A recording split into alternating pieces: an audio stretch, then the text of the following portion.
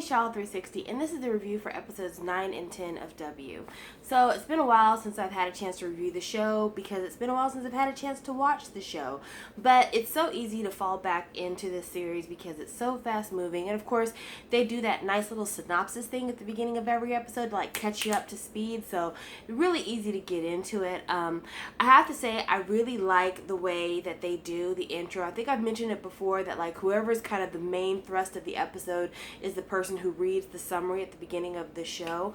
Well, on one of the intros, I don't know if it's intro to 9 or the intro of 10, I think it might be the intro to 10, the killer is the narrator for the intro summary. I thought that was a really neat touch. You know, there's something about this show. They drop in these little Easter eggs everywhere, and it just really makes me love it. I mean, it's just so in the character of manhwas and comic books anyway, so just... I've already told you guys how much I love this show, so let's just get going. Okay, so summary-wise, I feel like this show didn't have, or these 2 episodes of this show didn't have as many plot twists as we're used to seeing. However, the plot twists were so big that you really didn't need a lot because you had a lot to work with once they were revealed. So let's just go back to where we left off. Where we left off is that Kang Chul and Yoonju's relationship was all a dream. He used to read Word Up magazine, and so she was able to delete all that, and I guess maybe because she was so exhausted from going through everything in the W world, she actually passes out in the car when she's drawing the new scenes, and actually like gets found like sweaty and heat stroked out in the car. So she's put on I think a sodium drip at the house, and is trying to recover from the exhaustion and everything else.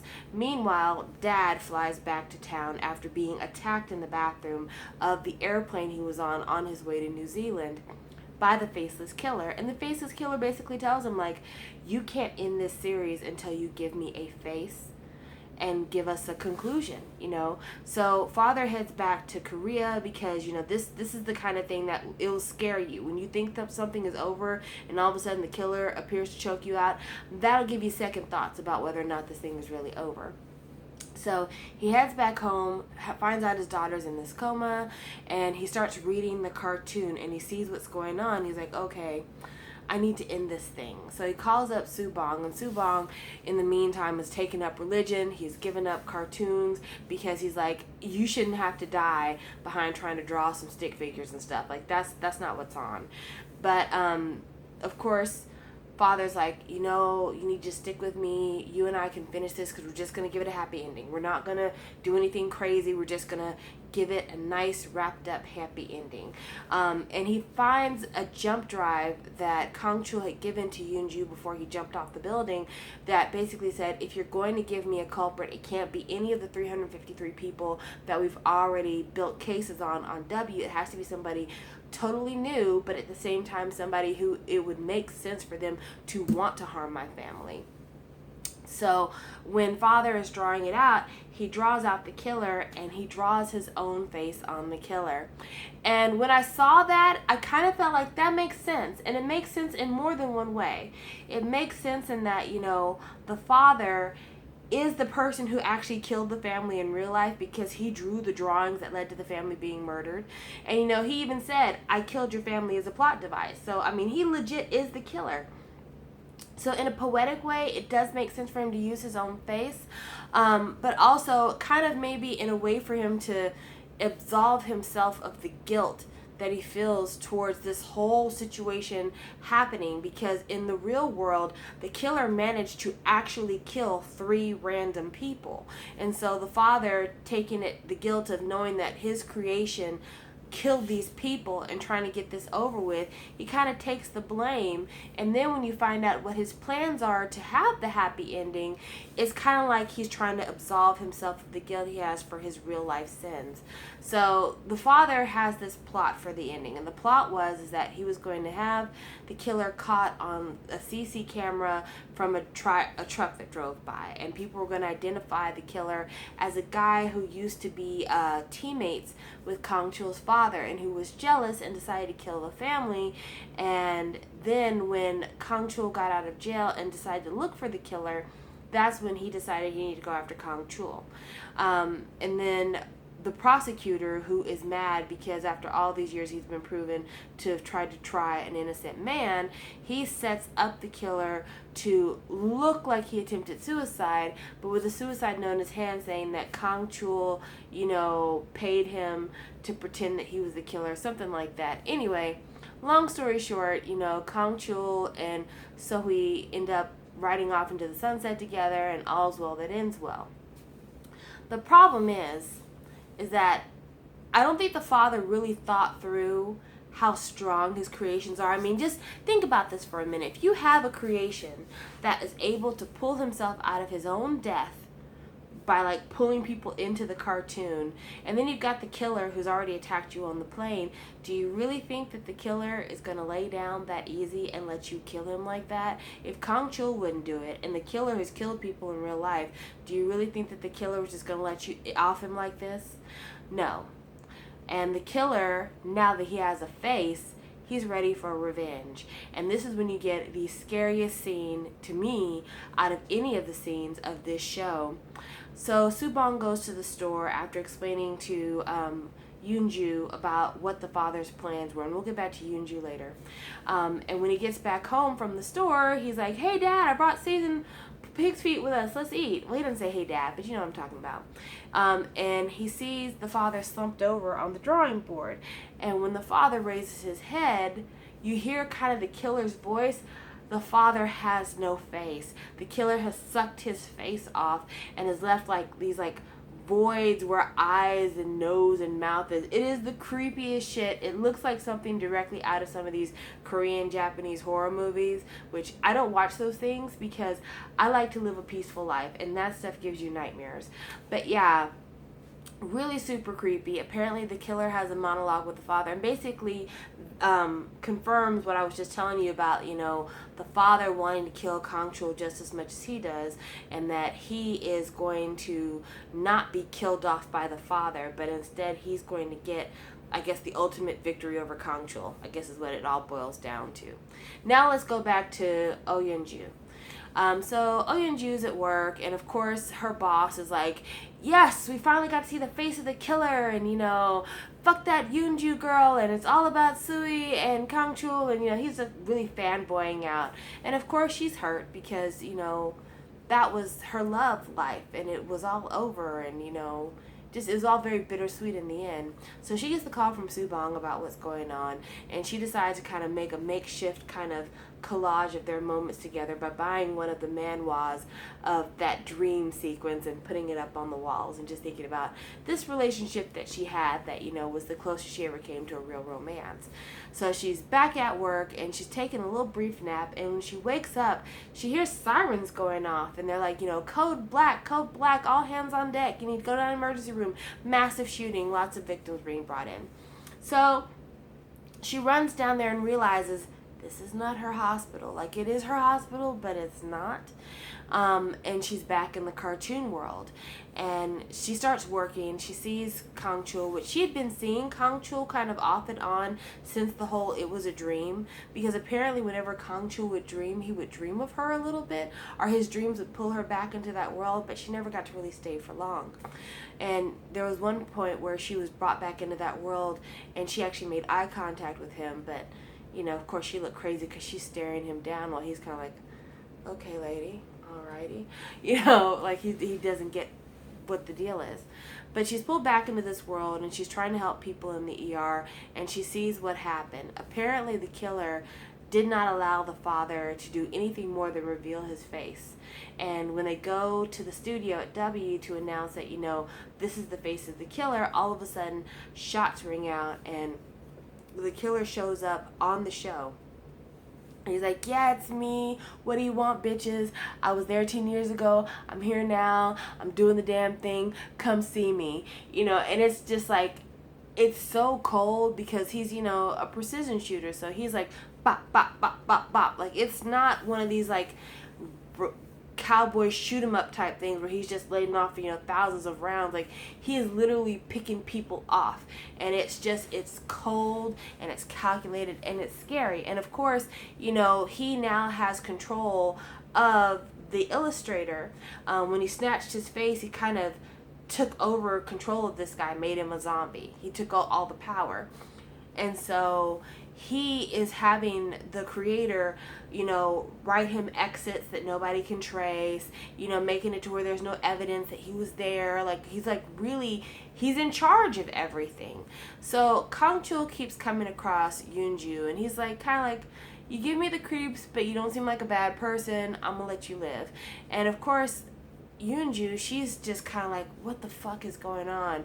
Because this, of course, is not anything like what Subong told her the whole ending was supposed to be. It's all chaos. And also, she's been stuck in this world now for days. But she's in a world where she doesn't have any money on her. She doesn't have any real credentials. So she's like sneaking around the hospital trying to nap and steal food and steal clothes. And she's just getting really desperate because she's been there now for maybe a couple of weeks, I guess. At one point, she sees Zoe go into the building, and she's like, that's right, I know the passcode to her apartment. So she heads to her apartment, puts in the passcode, and goes in and immediately starts to make food, which I remember watching this scene and thinking to myself, girl, don't waste time trying to boil ramen. Go in there, snatch up the jewels, a change of clothes, find the money, and then bounce. Like, get out of there quickly. But no, she started to boil food, and Kang-chul comes into the apartment. Now, this right here seems like a continuity error to me, and tell me if you feel the same way. In a previous episode, Kang-chul didn't know the passcode to Zoe's apartment, and Yoonju did, because it was the birthday for Subong. But this time, Kang-chul walked up in the apartment, and he seemed like he had no trouble at all. So did he get somebody to tell him the code, or has he always known the code? Like that, I question. But that's a nitpicky point. That really is me being nitpicky. But anyway, he manages to find her in the apartment because, she doesn't know how to sneak out for nothing. And when he confronts her, she's just defeated. She's been in this world for 2 weeks. She's been starving for 4 days because she hadn't been able to get a hold of food. Her clothes are dirty. She's homeless. Like, she's tired. She's just exhausted. So he kind of takes pity on her, and he lets her make some ramen, and she tells him about, I had a husband, but he disappeared, and I've been trying to stay away from you because you remind me of my husband. And, she's kind of having a confessional to him, even though, of course, he doesn't understand anything because he doesn't have any of these memories. He doesn't know her. Like, this is all kind of just really uncomfortable and weird to him. But he can tell from the way she's talking that she doesn't mean him any harm, and she probably didn't even mean Zoe any harm. She just is one of these people who is scared. She doesn't know where to go. She doesn't know what to do. And, he probably looks at her like she's a possible mental patient, honestly. So rather than let the cops take her away for breaking into Zoe's apartment, he agrees to, drop her off at the Salvation Army or something. I don't know, something like that. But first he has to go to the hospital and visit the director of W, his father's longtime friend, because he got shot, and the director's like, you need to come see me right now. Well, when he goes into the hotel room for the director's like, I got sent this, and I didn't get a chance to check my messages until after I was in the hospital, but I need you to hear this. Apparently the killer had instructed Father Illustrator to write some dialogue so that there would be a voicemail that was supposed to be a recording of Kang-chul getting in an argument with his family and then killing them. And of course Kang-chul's listening to this. He's like, the fuck is this? This is not real. Obviously this is a manipulation. This never happened. And the director's looking at him like, I want to believe you, but I know what your dad sounds like because we were best friends. I know what your mom sounds like because I knew them for years before you were born and while after you were born.